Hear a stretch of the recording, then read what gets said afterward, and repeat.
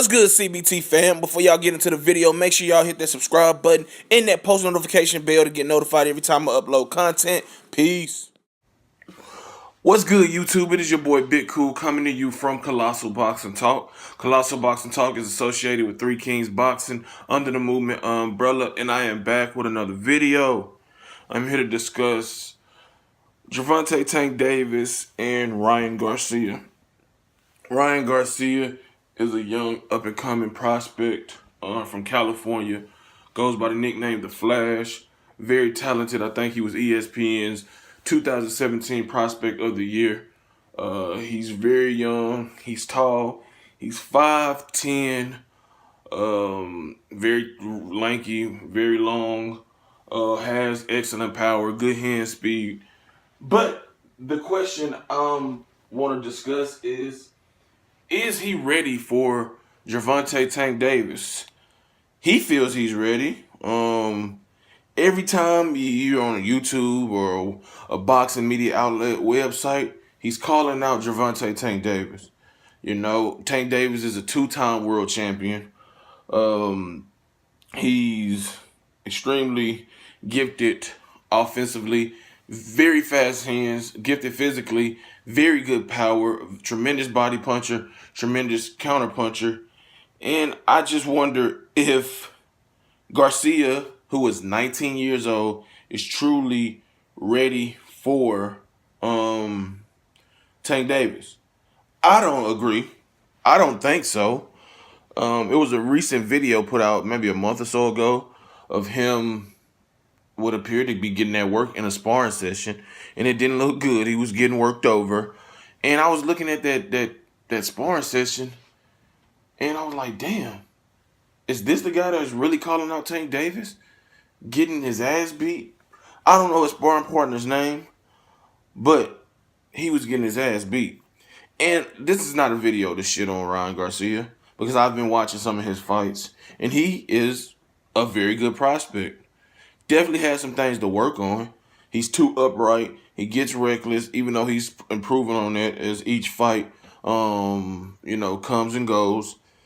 The power is evident. Like I said, the left hook, very powerful. His right hand is the power punch for me. But you can say both of them, because in his last fight against Fernando Vargas, he fucking destroyed him with the fucking left hook. He dropped him with a right hand. Then he got up and he fucking obliterated him with the left hook. And he looked good in that fight.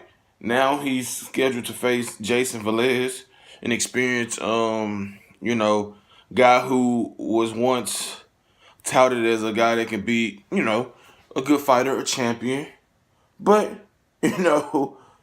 he's taking some L's. At one point in his career, Velez took 4 straight L's to Ronnie Rios, Joseph Diaz, who's going to be fighting Gary Russell Jr.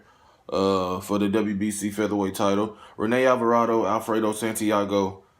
4 straight L's. He didn't get knocked out. He lost decisions, but he's coming off of a big victory a couple months ago over Juan Manuel Lopez, where he stopped him in the 12th round.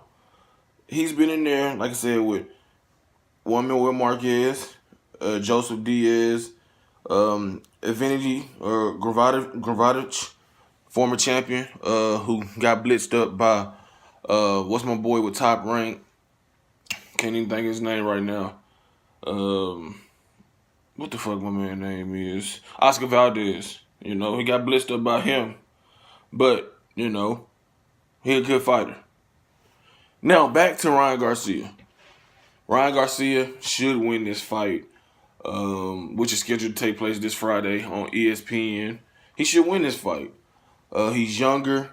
He has the height advantage, 2.5 height advantage, 2.5 inch height advantage over Velez. I imagine he has the reach advantage. Velez has a reach of 70. Okay, no, it's the same. Okay, the reach is even.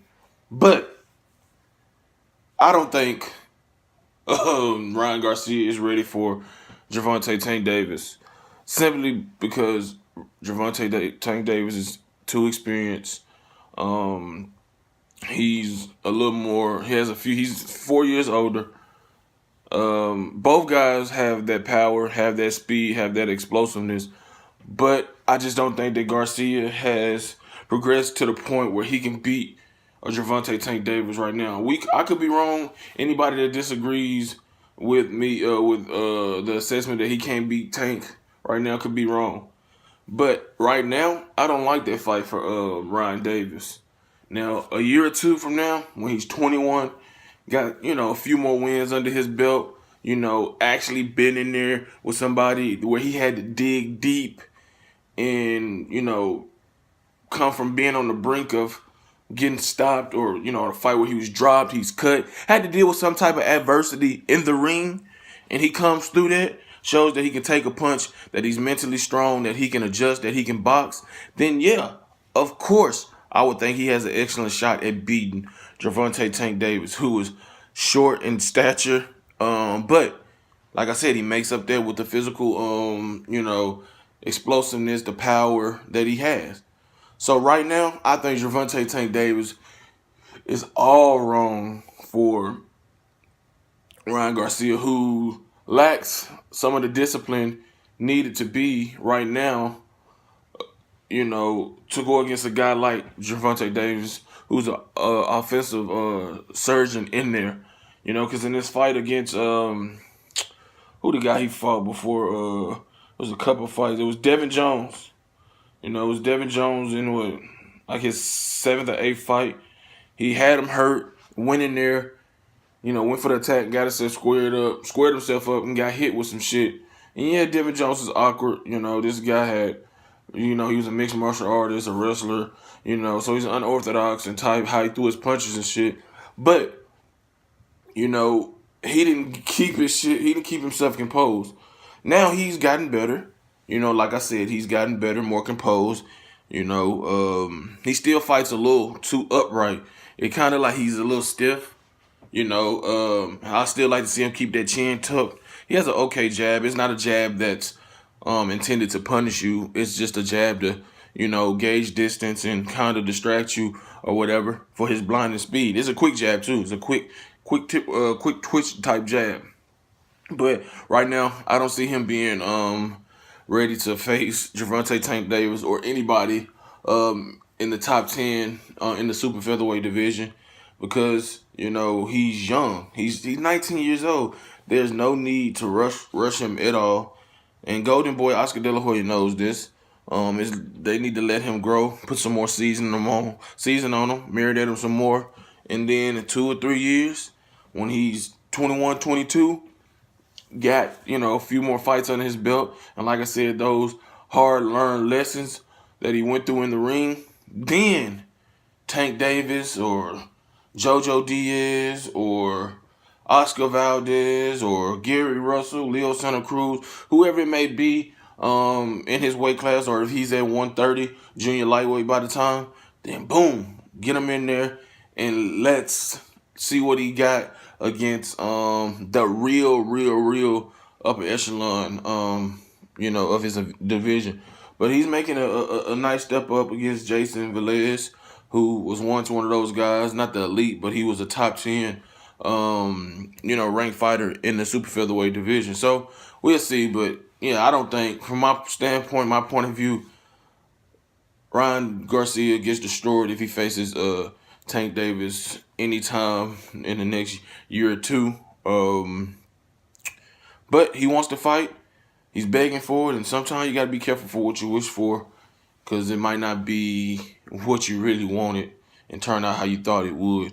If you like this video, do what I told you to do in the beginning. Like this video, drop a comment in the comment section below. Head over to Facebook, smack that like button on the Colossal Boxing Talk Facebook page. Follow me on Twitter at ColossalCBT.